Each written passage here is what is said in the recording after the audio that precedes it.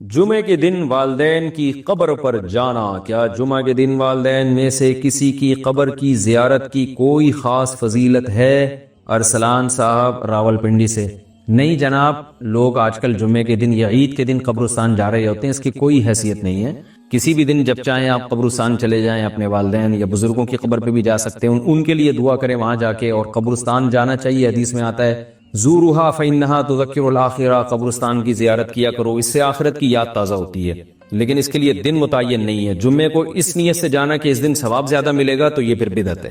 والد کی وفات کے بعد روزانہ قبرستان جانا۔ میرے والد کو کے انتقال کو 8 مہینے ہو گئے ہیں، میں روزانہ قبرستان جاتا ہوں، وہاں جا کر سورہ یاسین وغیرہ پڑھتا ہوں، تو کیا روزانہ وہاں جانا بدعت ہے؟ بہت سے لوگ اس سے روکتے بھی ہیں۔ یونس صاحب انڈیا سے۔ دیکھیں، سورہ یاسین پڑھنے کے لیے جانا تو بدعت ہے۔ سورہ یاسین تو کہیں سے بھی پڑھی جا سکتی ہے، یہاں بھی پڑھی جا سکتی ہے، وہاں بھی پڑھی جا سکتی ہے۔ آپ اگر صرف زیارت کے لیے جاتے ہیں تو 2 زیارتیں ہو سکتی ہیں۔ ایک تو قبرستان کی زیارت کے لیے جانا، وہ تو نبی صلی اللہ علیہ وسلم نے حکم دیا، فرمایا زورھا فإنھا تذکر الآخرہ، قبرستان کی زیارت کیا کرو، اس سے آخرت کی یاد تازہ ہوتی ہے۔ تو جتنی زیادہ زیارت کریں آپ، روزانہ جائیں، روزانہ آخرت قبر کو یاد کرنے کے لیے تو روز جانا بھی فضیلت ہے۔ اس میں کوئی ممانعت کی کوئی دلیل نہیں، کیونکہ جب نبی نے حکم دے دیا تو ہر آدمی اپنی استطاعت کے بقدر جا سکتا ہے۔ دوسرا مسئلہ ہے اسپیشل والد کی قبر کے لیے جانا، تو اس کا بھی حدیث سے ہمیں ثبوت ملتا ہے۔ نبی صلی اللہ علیہ وسلم نے اللہ سے اجازت مانگی کہ اپنی والدہ کی قبر کی آپ کو اجازت دی جائے، ان کی زیارت کی، تو اللہ نے اجازت دے دی۔ تو والدہ سے محبت تھی، اسی وجہ سے رسول اللہ صلی اللہ علیہ وسلم اپنی والدہ کی قبر کی زیارت کے لیے گئے۔ تو انسان کو جس سے محبت ہوتی ہے، ظاہر ہے اس کی ہر چیز سے محبت ہوتی ہے۔ تو والد سے اگر آپ کو محبت ہے تو ان کی قبر کی زیارت کا دل چاہتا ہے انسان کا، میں جا کے اپنے والد کی قبر کی زیارت کروں۔ لیکن اسپیشل دعا مانگنا کے لیے جانا یا تلاوت کے لیے جانا، اس میں جانے کی ضرورت نہیں ہے۔ وہ دعا ہر جگہ سے قبول ہوتی ہے، ایصال ثواب ہر جگہ سے ہوتا ہے۔ تو اس نیت سے آپ نہ جائیں۔ ہاں، جانے کے بعد آپ وہاں دعا کریں یا کچھ تلاوت کر لیں تو وہ جائز ہے۔ ایک ہے گئے اور آپ کو خیال آیا کہ خاموش بیٹھنے سے بہتر ہے کہ میں اپنے والد کے لیے دعا کروں، تو یہ بہت اچھی بات ہے۔ لیکن یہ سمجھنا کہ وہیں جا کے تلاوت کروں گا تو زیادہ فائدہ ہوگا، وہیں جا کے دعا مانگوں گا، تو ٹھیک ہے، وہاں جا کے دعا مانگنے میں ذرا استحضار زیادہ ہوتا ہے، اس لحاظ سے تو بہرحال فائدے کی چیز ہے۔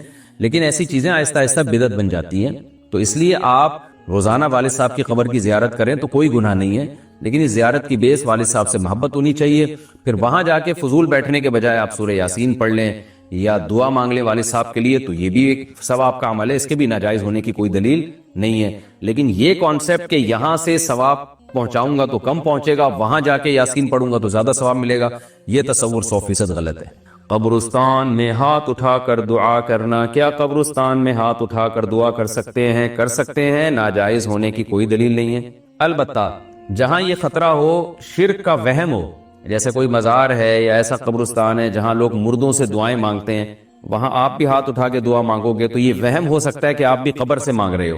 تو ایسی وہم والی جگہوں پہ بہتر یہی ہے کہ ہاتھ اٹھا کے دعا نہ مانگی جائے، تاکہ شرک کا دروازہ نہ کھلے اور لوگ آپ کے بارے میں بدگمان نہ ہو۔ لیکن جہاں ایسا نہیں، جیسے سعودی عرب میں تو اس کا تصور نہیں ہے کوئی قبر سے مانگ رہا ہو، تو وہاں اللہ کا فضل ہے کہ یہ قبر پرستی نہیں ہے وہاں، جیسے ہمارے انڈیا پاکستان میں جو بدعتیوں نے شروع کی ہوئی ہے، سعودی عرب میں تصور نہیں ہے۔ اب وہاں اگر کوئی ہاتھ اٹھا کے دعا مانگ رہا ہے تو کوئی وہم بھی نہیں کر سکتا کہ قبر سے مانگ رہا ہے۔ لیکن بہرحال ذرا سا بھی وہم کا اندیشہ ہو کہ قبر سے تو نہیں مانگ رہا، تو پھر ہاتھ اٹھا کے دعا نہیں مانگنی چاہیے۔ میرا معمول یہ ہے کہ میں جب قبر پہ دعا مانگتا ہوں تو ہاتھ جب اٹھاتا ہوں تو رخ قبلے کی طرف کر لیتا ہوں، اس میں یہ فائدہ ہوتا ہے کہ یہ وہم ہی ختم ہو جاتا ہے۔ تو آپ کا رخ قبر کی طرف ہو اور پھر قبلے کی طرف ہو، تو صاحب قبر کے لیے آپ دعا مانگ لیں، تو یہ کوئی حرج نہیں ہے اس میں۔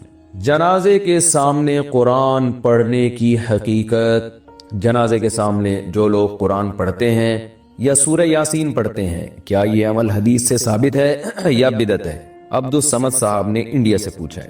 جنازے کے سامنے اسپیشل جنازے کی وجہ سے قرآن پڑھنا یا سورہ یاسین پڑھنا، میرے علم میں ایسی کوئی حدیث نہیں ہے۔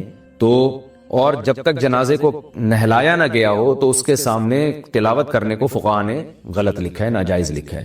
تو جب تک جنازے کو نہلایا نہ جائے تو پھر نہلانے کے بعد آپ اس کے سامنے قرآن پڑھ سکتے ہیں، لیکن کوئی سنت عمل نہیں ہے۔ ہوتا یہ ہے کہ جب جنازے کو نہلا کے لایا جاتا ہے، گھر میں رکھا جاتا ہے، تو جب تک یعنی نماز جنازہ کے لیے لوگ جمع نہیں ہوتے، میت کو گھر میں رکھا جاتا ہے، تو اس دوران علماء یہ کہتے ہیں کہ اس کے پاس بیٹھ کے قرآن کی تلاوت کریں۔ وہ اس لیے کہتے ہیں کہ ورنہ اگر تلاوت نہیں کریں گے تو ادھر ادھر کی فضول باتیں کرنا شروع کر دیں گے، لوگ غیبتیں بھی شروع کر دیتے ہیں۔ اب جنازہ رکھا ہوا ہے تو بہتر ہے نا کہ اللہ کو یاد کیا جائے، اللہ کا ذکر کیا جائے، آخرت کی یاد کو تازہ کیا جائے. تو علماء اس لیے کہتے ہیں کہ وہاں بیٹھ کے قرآن پڑھ لو یا سورہ اخلاص پڑھ لو، سورہ یاسین پڑھ لو، کوئی بھی سورت پڑھ لو، تاکہ آپ فضول چیزوں میں اپنا ٹائم برباد نہ کریں. اس وجہ سے کہا جاتا ہے. اور اس میں پھر جنازے کی، میت کے ایصال ثواب کی نیت بھی کی جا سکتی ہے، کیونکہ اس میں بہرحال فقہا کا اختلاف ہے کہ میت کے لیے قرآن پڑھنا جائز ہے یا نہیں ہے. اور صدقے کے بارے میں تو ہمیں حدیث ملتی ہے کہ آپ صلی اللہ علیہ وسلم سے صحابیہ نے پوچھا فاتصدق عنہا، میری ماں کا انتقال ہو گیا، میں صدقہ کروں؟ آپ نے فرمایا ہاں. تو جمہور علماء نے اس سے استدلال کیا کہ جب صدقہ بھی ایک نیکی ہے تو وہ نیکی پہنچائی جا سکتی ہے میت کو، تو اس میں ایک علامت بیان کی ہے کہ کوئی بھی نیک عمل پہنچایا جا سکتا ہے. تو قرآن کی تلاوت بھی نیک عمل ہے. بعض فقہا کہتے ہیں کہ نہیں، صدقہ تو جائز ہے کیونکہ حدیث میں صدقے کا ذکر ہے، تلاوت کا ذکر نہیں ہے، لہذا تلاوت جائز نہیں. تو اختلاف رائے ہے اس میں. بر صغیر میں چونکہ فقہ حنفی کو فالو کیا جاتا ہے، اور میری رائے میں فقہ حنفی کی دلیل بہت مضبوط ہے، کیونکہ احادیث میں آپ صلی اللہ علیہ وسلم نے ہمیشہ اصول یہ رہا ہے کہ جزئیے کے ضمن میں کلیات سکھائے جاتے ہیں. جیسے قرآن میں آتا ہے نا لا تقل لهما اف، ماں باپ کو اف مت کرو، تو یہ ایک مثال ہے، مطلب یہ کہ تکلیف نہ دو. تو اسی طرح جو حدیث میں آتا ہے صدقہ کر سکتے ہو میت کے لیے، تو ایک مثال ہے، مطلب یہ کہ کوئی بھی نیکی کی جا سکتی ہے. اور دوسری بات یہ کہ حنفیہ کا جو قول ہے نا، اس میں ذرا وسعت زیادہ ہے، اللہ کی رحمت کو آپ پھیلا دیتے ہیں کہ بھئی اگر میت کے لیے تلاوت بھی جائز ہونے کا ہم فتویٰ دیں گے تو اس سے اس بہانے لوگ تلاوت کریں گے، ثواب حاصل کریں گے، اور اللہ سے امید ہے کہ اللہ اس میت کو ثواب پہنچائے گا. تو اچھا ہے نا، اللہ کی رحمت سے اچھی امیدیں لگائیں. تو ویسے بھی شریعت کا مزاج ہے کہ جس چیز میں رحمت والا عنصر غالب ہو اس قول پہ آپ کو فتویٰ دینا چاہیے. یہ ہماری رائے ہے. اگر کوئی اس سے اختلاف کرتا ہے تو وہ اس کا اپنا مسئلہ ہے. تو اس لیے جنازے کے پاس قرآن پڑھنا الگ سے کوئی اس کی فضیلت ہمارے علم میں نہیں ہے حدیث میں، لیکن کہا اس لیے جاتا ہے کہ وہاں بیٹھ کے ادھر ادھر کی باتیں کرنے سے بہتر ہے کہ آپ قرآن پڑھ لیں. البتہ قرآن خوانی میت کے لیے یہ جائز نہیں ہے، کیونکہ قرآن خوانی کو کہتے ہیں کہ لوگوں کو قرآن پڑھنے کے لیے جمع کرنا. تو قرآن پڑھنے کے لیے جو جمع ہے نا، تو اجتماعی عمل کے لیے ثبوت ضروری ہے. یہ خوب ذہن میں رکھیں. جیسے آپ اپنے طور پر 2 نفل کبھی بھی پڑھ لیں، جائز ہے، لیکن اگر آپ لاؤڈ سپیکر میں اعلان کرتے ہو یا کارڈ چھپواتے ہو یا منادی کراتے ہو آؤ میں اشراق کے 2 نوافل پڑھ رہا ہوں، تمام حضرات سے گزارش ہے کہ مسجد میں آ جائیں، اب یہ اجتماعی عمل بن گیا، یہ بدعت ہو جائے گا. تو اجتماع کے لیے آپ کو دلیل کی ضرورت ہے. اس لیے علماء کہتے ہیں کہ اجتماعی قرآن خوانی یہ بدعت عمل ہے، کیونکہ یہ ایصال ثواب کے لیے آپ ایک عبادت کر رہے ہیں. اور اجتماعی سطح پہ تو ہمیں نہیں ملتا کہ صحابہ کرام میں کہیں کسی نے کبھی اجتماع کیا ہو. حضرت ابو بکر کا انتقال ہوا، کہیں نہیں ملتا کہ حضرت عمر نے تمبو لگایا ہو اور سب لوگوں کو جمع کر کے ان کی قرآن خوانی کی ہو. حضرت عمر کی شہادت ہوئی تو کہیں نہیں ملتا کہ حضرت عثمان نے ان کے لیے قرآن خوانی کی ہو. یہ ثابت نہیں ہے، اور اس پر علماء کے فتاوی بھی موجود ہیں. البتہ برکت کے لیے قرآن خوانی ایک الگ چیز ہے. برکت کے لیے یعنی مکان دکان کی برکت میں جو قرآن خوانی ہے وہ عبادت نہیں ہے، وہ از قبیل رقیہ ہے، رقیہ دم. تو اس کے لیے ثبوت کی ضرورت نہیں ہے. لیکن بہرحال بعض علماء اس کو بھی بدعت اس لیے کہتے ہیں، بدعت تو نہیں یعنی بدعت کی تائید کا ذریعہ بنتی ہے. تو بعض علماء کہتے ہیں کہ اس زمانے میں برکت کے لیے بھی قرآن خوانی نہیں کرنی چاہیے، بلکہ برکت کے لیے گھر کے اپنے لوگ مل کے قرآن پڑھ لیں یا نماز پڑھ لیں یا دعا مانگ لیں. لیکن بہرحال اگر کوئی برکت کے لیے قرآن خوانی کرواتا بھی ہے تو اس کی بہرحال گنجائش موجود ہے.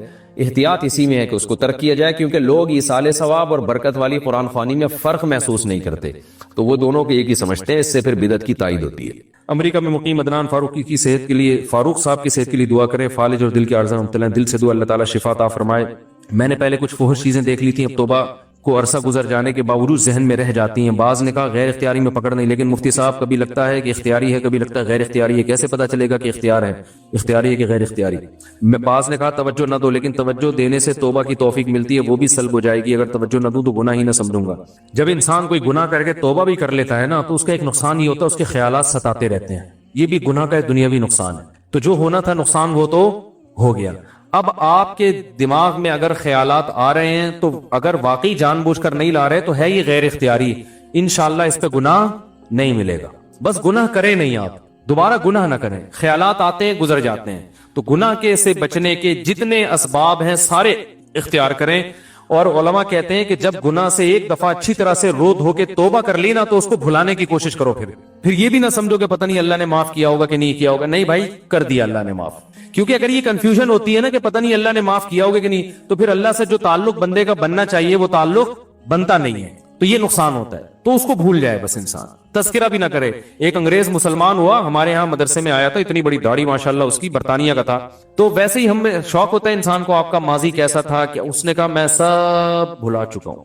حتیٰ کہ اپنا نام بھی نہیں بتایا اس نے کہ میں جب کرسچن تھا میرا نام کیا تھا.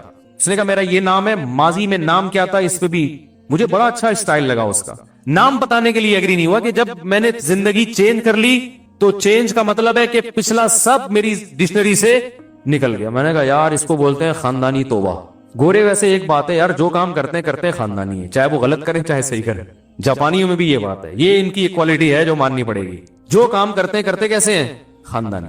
تو آپ نکاح میں, جو میں آپ کا نکاح پڑھاؤں اور آپ مجھے گفٹ دینا چاہتے ہیں, ایک ابھینندن, تولیہ, ایک دودھ پتی. میرا بھی دل چاہتا ہے میں ابھینندن کا کو عزت دوں, اکرام کروں اس کا.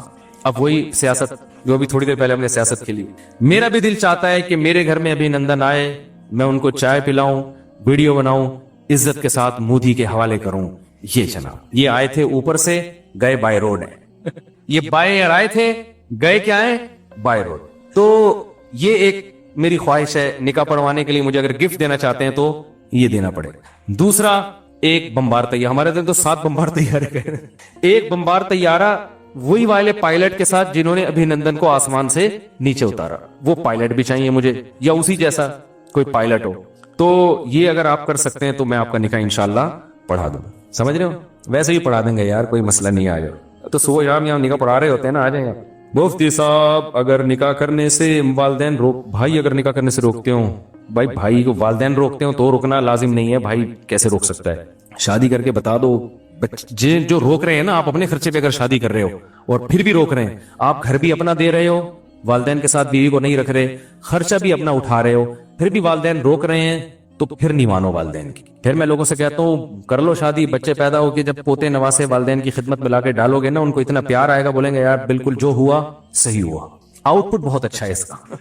ٹھیک ہے نا, آؤٹ پٹ ماں باپ کو نا پوتے نواسوں سے عشق کی حد تک محبت ہوتی ہے. تو جب آپ کے ابا دیکھیں گے پیارا سا پوتا یا پوتی ہو, اتنا اللہ نے بچے کے چہرے پہ ایسی اللہ نے اٹریکشن رکھی ہے نا, ان کو اتنا پیار آئے گا, وہ بولیں گے یار کام غلط ہوا لیکن رزلٹ بہت اس کا خاندانی ہے. تو رزلٹ کو دیکھ کر ایمان لے آئیں گے وہ بھی انشاءاللہ, یعنی اسلام قبول کر لیں گے. کا مطلب یہ ہے کہ وہ صحیح معنوں میں اسلام قبول کر لیں گے. ویسے تو کیا ہوا ہے انہوں نے. اچھا بھائی, شعیب احمد صدیقی طبیعت انتہائی نازک ہے, ڈاکٹر نے 48 گھنٹے بہت اہم قرار دیے. دل سے دعا اللہ تعالیٰ ان کو شفا عطا فرمائے. بھائی یہ جب میں کہتا ہوں دل سے دعا ہے تو یہ دل سے واقعی کر بھی رہا ہوتا ہوں. جمعہ 5, 2 فرض 4 سنتیں, جمعے کے بعد 4 سنتیں موقدہ ہیں. بہت سے علماء کہتے ہیں 6 سنتیں موقدہ ہیں, تو وہ بھی ایک قول ہے, وہ بھی غلط قول نہیں ہے. لیکن ہمارے فرمایا کرتے تھے کہ 4 بھی اگر کوئی پڑھ لے تو بھی ٹھیک ہے, کیونکہ 6 بہت زیادہ ہو جاتی ہیں. تو دونوں قول ملتے ہیں, تو انہوں نے آسانی والے قول پہ فتویٰ دیا ہے. تو اگر کوئی مفتی یہ کہتے ہیں کہ جمعے کے بعد 6 سنتیں موقع ہیں, وہ بھی قول ٹھیک ہے. ہم اس لیے 4 کے قول کو لیتے ہیں کہ اس میں کیا ہے, آسانی ہے. تو دونوں قول ملتے ہیں تو آسانی پہ عمل کیا جا سکتا ہے. قبر پہ جب ہم جاتے ہیں تو مردہ ہمارا سلام سنتا ہے. علماء دیوبند بھی اس پر 2 رائے ہیں. جی میری رائے یہ کہ نہیں سنتا, باقی علماء کی رائے سنتا ہے. تو دونوں رائے ہیں, اس میں کوئی پھڈے بازی کی ضرورت نہیں ہے, کیونکہ قرآن میں بہت واضح ہے یہ مسئلہ. میری ایک ذاتی رائے ہے, انک لا تسمع الموتى, تم مردوں کو نہیں سنا سکتے. ٹھیک ہے, اس کی تعویل ہے کہ سنانا سے مراد ہے کہ آپ سنا نہیں سکتے لیکن وہ سن سکتے ہیں. یہ بہت بڑی تعویل ہے. تو ہم کہتے ہیں جب قرآن آ جائے نا سامنے, تو حنفیہ کا اصول ہے کہ قرآن کے مقابلے میں بخاری مسلم کی حدیث میں بھی وہ تعویل کرتے ہیں, نہیں ایز اٹ از نہیں لیتے اس کو. قرآن کی بہت ویلیو ہے, تو عقیدے میں تو اور زیادہ ویلیو ہے نا قرآن کی. لیکن پھر بھی یہ مسئلہ اختلافی ہے. بعض علماء اس کے قائل ہے کہ جب قبرستان میں مردے کے قریب کھڑے ہو کر آپ سلام کرتے ہیں تو اللہ اسے اپنی قدرت سے سنا دیتے ہیں. یہ بھی ایک قول ہے جو ان کی رائے ہے, اس پہ آپ اعتراض نہیں کر سکتے. ہماری رائے ہے کہ نہیں سنتے, کیونکہ وہ بہت ساری قرآنی آیتیں اور احادیث جتنی بھی ہیں وہ یا تو کسی خاص واقعے سے متعلق ہیں, یا یہ وہ قابل تعویل ہیں, وہ اپنے ظاہر پر نہیں ہیں. اور بعض علماء نے قرآن کی آیتوں کی تعویل کی, حدیث کو اپنی اصل پہ رکھا, تو وہ بھی ٹھیک ہے. ہم جو میت کے لیے صرف نبی صلی اللہ علیہ وسلم کی قبر پہ جب کھڑے ہو کر سلام پڑھا جائے نا, تو آپ برف سے نفیس سنتے ہیں. یہ مسئلہ تقریباً اجماعی ہے, یہ مسئلہ تقریباً اجماعی ہے کہ آپ صلی اللہ علیہ وسلم اس سے مستثنی, کیونکہ اس بارے میں صحیح حدیث موجود ہے, اور اسی سے پتہ چلتا ہے کہ نبی کی خصوصیت ہے. تو بہرحال یہ پھر بڑے پھڈے شروع ہو جاتے ہیں اس مسئلے میں. ہم جو میت کے لیے ثواب کرتے ہیں وہ مسلمان میت کو روح ملتا ہے, جسم کو جسم روح کو ملتا ہے. بھائی وہ ثواب. میری 2 بیٹیاں اور اہلیہ کا انتقال ہو چکا ہے. اہلیہ کے ماں باپ کا انتقال ان کی زندگی میں ہو چکا ہے, تو میری بیٹیوں کو اہلیہ کا حصہ ملے گا کہ نہیں. 2 بیٹیاں اور اہلیہ کا انتقال ہو چکا ہے. اہلیہ کے ماں باپ کا انتقال ان کی زندگی میں ہو چکا تھا, تو ان کا تو حصہ گیا. تو آپ کی اہلیہ کی وراثت میں آپ کو حصہ ملے گا اور آپ کی بیٹیوں کو ملے گا. کیونکہ بیٹا نہیں ہے تو پھر 2/3 بیٹیوں کو اور 1/4 شوہر کو, اور جو بچ گیا وہ آپ کی اہلیہ کے بھائیوں اور بہنوں میں جائے گا. اچھا میرے اگر بیٹا نہ ہو نا تو وراثت پھر جو بچتی ہے وہ بھائیوں میں جاتی ہے. بہت لمبا ہے یار. میرے بھائی معظم عثمان بارہ بنکی یوپی انڈیا سے پوچھتے ہیں ہمارے یہاں شادی بیاہ ہوتا ہے تو اس میں عام آدمی بھی جہیز لیتا ہے, وہ بارات لے جاتا ہے, اور علماء کرام بھی جہیز لیتے ہیں اور بارات لے جاتے ہیں. 200-300 لوگ اور ہم لوگ جہیز بغیر. بھائی غلط کرنے اگر علماء کرتے ہیں تو بھی غلط ہے, سارے علماء نہیں کرتے. سورہ فاتحہ کے بعد سورہ شروع بھی, یہ لمبا سوال ہے نا اس لیے بھی ٹائم کم ہے, اس لیے نہیں پڑھ رہا, اگلے ہفتے دوبارہ دے دیں. سورہ فاتحہ کے بعد سورہ شروع کی اور درمیان میں سورت بھول جائیں تو کیا کریں, کوئی بات نہیں, اگلی سورت شروع کرتے ہیں. دعا قنوت یاد نہ ہو تو کوئی بھی دعا پڑھ لیں پھر, لیکن دعا قنوت سیکھیں. ربنا آتنا فی الدنیا والی دعا پڑھ لیں, اللہم اغفر لی, کچھ بھی نہیں تو اتنی پڑھ لیں. وتر میں دعا قنوت پڑھنا بھول جائیں تو سجدہ سہو سے نماز ہو جائے گی. جی ہاں ہو جائے گی. بس یہ آخری سوال ہے یار. لڑکی کا نام احویہ یا احدیہ رکھنا مناسب ہے یا نام تبدیل کر دیا جائے؟ آج کل لڑکیوں کے نام عجیب عجیب سے آ رہے ہیں. نکاح پڑھاؤ نا, دلہن کا نام ایسا ہوتا ہے جو لگتا ہے کوئی زمین کا نام نہیں ہے, نہ کسی ڈکشنری میں ملتا ہے. لوگ نام میں یہ کہتے ہیں کہ بہت ہی یونک قسم کا نام ہونا چاہیے, بہت ہی یونک جو کسی کا نہ ہو, اس کو فوکس کر رہے ہیں لوگ. بھائی جو کسی کا بھی نام نہیں ہے اس کا مطلب وہ ڈکشنری میں ہے ہی نہیں. عجیب عجیب چیزیں, دو مختلف لفظوں کو ملا کے لگایا ہوا ہوتا ہے نام, اور پتہ نہیں کیا کیا نام رکھے ہوئے ہوتے ہیں. تو نام رکھیں صحابہ صحابیات, بڑے بزرگان دین, یا جو بڑی عورتیں گزری ہیں, یا یہ کہ کم از کم ایسا تو نام رکھیں جس کی کوئی میننگ تو ہو, پہلے معنی تو پتہ چلا لیں اس کے. انٹرنیٹ سے دیکھتے ہیں کہ اسلام کا یہ مطلب, انٹرنیٹ میں ایک سے ایک پھینکو پڑا ہوا ہے. کل ایک صاحب نے مجھے میسج بھیجا کہ چلغوزہ 5,000 روپے کلو, یہ پتہ نہیں 6,000 روپے کلو مل رہا ہے, مفتی صاحب چاہیے آپ کو؟ اب میں نے کہا 5,000 روپے کا 1 کلو آدمی چلغوزہ لے تو کچھ کے فضائل ہوں تو لے آدمی, ورنہ خالی چلغوزے پہ 5,000 روپے کیوں خرچ کرے. کاجو نہیں کھا لے آدمی, وہ مزے کا بھی ہوتا ہے. اور چلغوزے کو چھیلنے میں اتنی ٹینشن ہے, چھیلنا اس کو اچھا خاصا, اتنا وہ ناخنوں سے باریک کر کے پھر وہ آدھا ٹوٹ جاتا ہے آدھا نکلتا ہے. تو ٹھیک ہے, بڑی فضیلت کی چیز ہے. تو میں نے کہا ذرا گوگل پہ چلغوزہ ڈال کے سرچ کرتے ہیں. تو گوگل پہ ہم نے چلغوزے کے فائدے لکھے تو ایک بڑے کوئی پھینکو تھے, انہوں نے وہ دنیا میں جتنے فضائل مجھے لگا چلغوزے کے اتنے دنیا میں کسی اور چیز کے فضائل نہیں ہے. آج کل بعض نیوٹریشنسٹ ہوتے ہیں نا, جو ایک خوراک پر انہوں نے کورس کیا ہوا, ہو سکتا ہے پروناؤنسیشن میں مجھ سے کوئی غلطی ہو رہی ہو, تو وہ بھی بہت, ان کا بھی بہت حساب کتاب ٹی وی میں چل رہا ہے, یوٹیوب چینلوں پہ, کہ وہ تھوڑی انگلش مار کے نا امریکہ یا لندن کا ایک چکر لگا کے آئے ہوئے ہوتے ہیں وہ. تو میں نے ایک چھوٹا موٹا کہیں لندن سے پیاز کے بارے میں کچھ معلومات لے لی, تو اب لوگ کہتے ہیں لندن سے پڑے ہوئے ہیں, امریکہ سے پڑے ہوئے ہیں. یہ چیز ٹیلی ویژن پہ یوٹیوب پہ بہت چل رہی ہے, باقاعدہ پراپر ڈاکٹر بھی نہیں ہوتے وہ, MBBS. تو چند چیزیں, دار چینی, لونگ, میں آپ کو چند چیزیں بتاتا ہوں جن سے یہ ان کے حساب کتاب چلتا ہے. دار چینی, لونگ, ادرک, لہسن اور کالی مرچ, 5 چیزیں ایسی ہیں, اور کوئی رہ تو نہیں گئی. دار چینی, ادرک, لہسن, لونگ اور کالی مرچ, شاید ایک آدھ چیز رہ گئی ہو. تو یہ 5 کامن چیزیں. ہلدی, آپ کو اگر یوٹیوب پہ یا فیس بک پہ یا ٹیلی ویژن پہ اپنا چورن بیچنا ہے تو آپ ان 5 چیزوں کے فضائل انٹرنیٹ سے یاد کر کے لوگوں کو قہوے پلانا شروع کر دو. ادرک کے یہ فضائل, ادرک پہ پوری دنیا میں کانفرنس ہوتی ہے, ادرک یوں کرتا ہے, ایسا کولیسٹرول کاٹتا ہے, ایسا پھیپڑوں کو سیٹ کرتا ہے اور امیون سسٹم بڑھاتا ہے. اور لہسن آپ نے اگر کھا لیا تو بس آپ قیامت کا اعلان کر کے ہی دنیا سے جاؤ گے, اس سے پہلے اگر آپ مر گئے تو میری طرف سے گارنٹی ہے. یہ فضائل چل رہے ہوتے ہیں, جو ماہرین خوراک ہوتے ہیں نا, غذاؤں کے جنہوں نے ڈپلومے کیے ہوئے ہوتے ہیں, وہ ٹیلی ویژن پہ آ کے, یوٹیوب پہ آ کے لوگوں کو کورونا کے خلاف بھی, لونگ جس نے کھا لی نا, وہ نہیں ہوتی لونگ چھوٹے دانے, وہ کھا لی تو بس دنیا میں اس سے بڑا کام تو دنیا میں کسی نے کیا ہی نہیں ہے. اور نیچے لوگوں کے کمنٹس ہوتے ہیں بس 3 پیس سوٹ ٹائی. میں کسی شخصیت کے بارے میں نہیں کہہ رہا, اچھے بھی ہوتے ہیں, لیکن دکان ہمارے ہاں پھینکوؤں کی زیادہ چلتی ہے. جو آدمی اعتدال والی بات کرتا ہے نا, پبلک نہیں مانتی اس کو.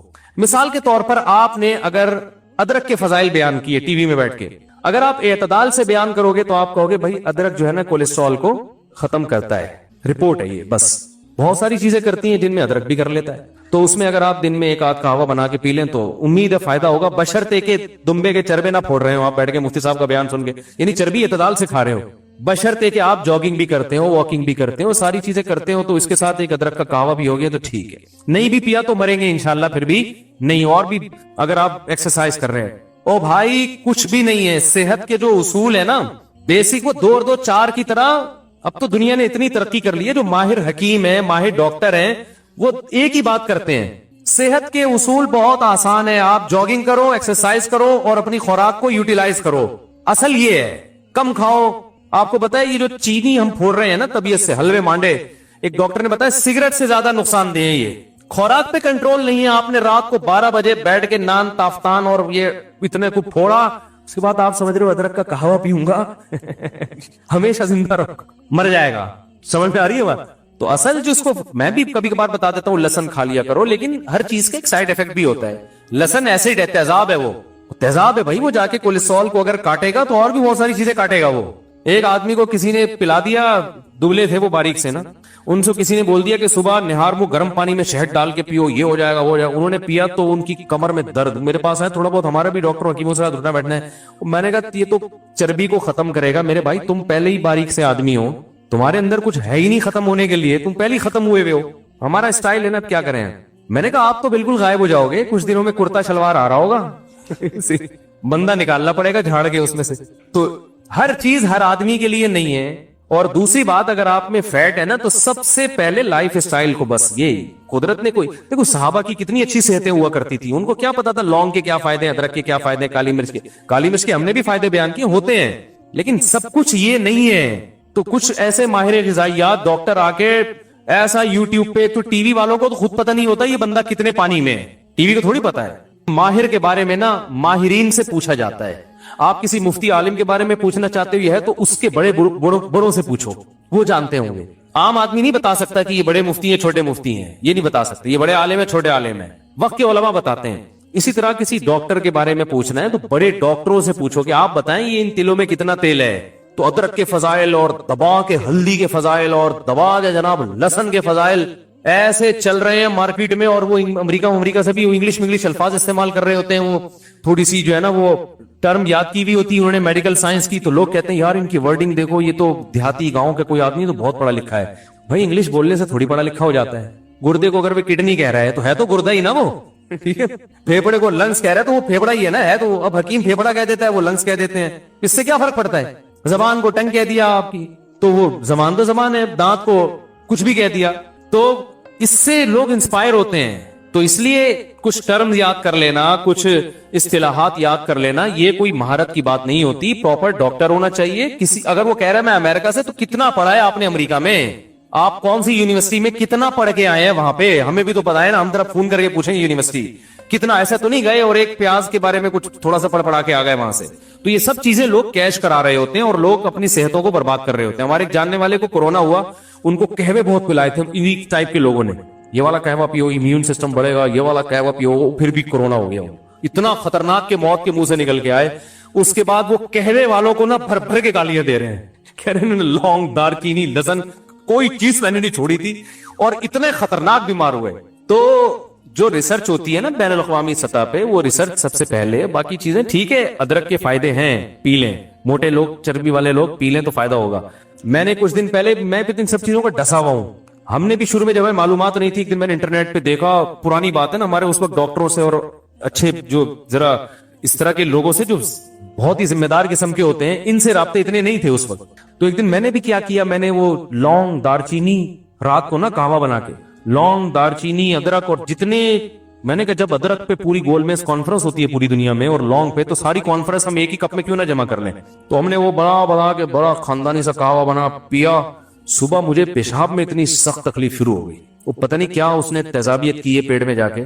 تو ہر چیز کسی ریلائبل حکیم, اگر حکیم بھی ہے تو کوئی ماہر ہونا چاہیے. پہلے قبرستان وہ بھر چکا ہو آپ کے علاوہ لوگوں سے, تجربے ہو چکے ہوں, یہ والا پلایا تھا تو وہ مرا تھا, یہ پلایا تھا تو وہ مرا تھا. اور یہ تجربے ہوتے ہیں جو بین الاقوامی سطح پہ ریسرچ ہوتی ہے, اس میں جانوروں پہ تجربے ہو چکے ہوتے ہیں, چوہوں پہ تجربے ہو چکے. ایک ڈاکٹر نے بتایا کہ تجربوں کے اتنا کروڑوں روپے تجربوں میں خرچ ہوتا ہے, اس کے بعد جب وہ میڈیسن انسانوں پہ استعمال ہوتی ہے تو 90% فیل ہو جاتی ہیں. وہ 90% دوائیں انسانوں پہ استعمال ہونے کے بعد بھی ریجیکٹ ہو جاتی ہیں, کروڑوں روپے ضائع ہو جاتے ہیں. صرف 10% دوائیں ہیں جو اتنے تجربوں کے بعد جا کے, وہ جو ریسرچ کا ایک بین الاقوامی معیار ہے کہ یار اب یہ انسان کو کھلائی جائے گی, یہ پیناڈول ہو گئے, ڈسپرین, وہ بہت تجربوں کے بعد مارکیٹ میں آتی ہیں. اب حکیم نے بھی جانوروں پہ تجربہ کیا ہو یا انسانوں پہ پہلے وہ کر چکا ہو, تو حکیم صاحب سے پوچھے پہلے آپ یہ بتاؤ اس معجون سے کتنے بندے آپ مار چکے ہو, پہلے 10-15 مر چکے ہیں, اس کے بعد ٹھیک ہے آپ نے اس میں کوئی ایسی تبدیلی کی ہوگی کہ امید ہے انشاءاللہ میں نہیں مرا ہوں, یہ آپ کے استاذ نے مارے ہوں تو ان کے تجربے سے آپ فائدہ اٹھاؤ نا. تو حکیم بھی ماہر ہونا چاہیے, پڑھا لکھا ہونا چاہیے, اور کوئی جو ماہر غذائیات ہیں, تو یہ صرف ٹی وی پہ آپ کبھی بھی بھروسہ نہ کریں. اور میں کہتا ہوں کوئی بھی اس طرح کی چیز جب انٹرنیٹ پہ آپ دیکھیں, اپنے